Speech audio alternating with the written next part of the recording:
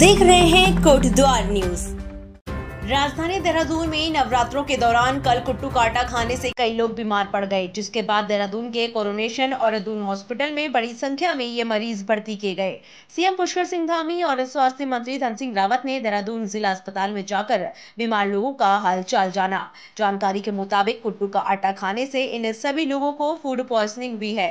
अब तक लगभग 100 से ज्यादा लोग अस्पतालों में भर्ती किए जा चुके हैं। इस मामले में स्थानीय प्रशासन को दोषियों के खिलाफ सख्त कार्रवाई करने के निर्देश दिए गए हैं। इस घटना के बाद से कई दुकानों और गोदामों में कुट्टू का आटा जब्त किया गया है।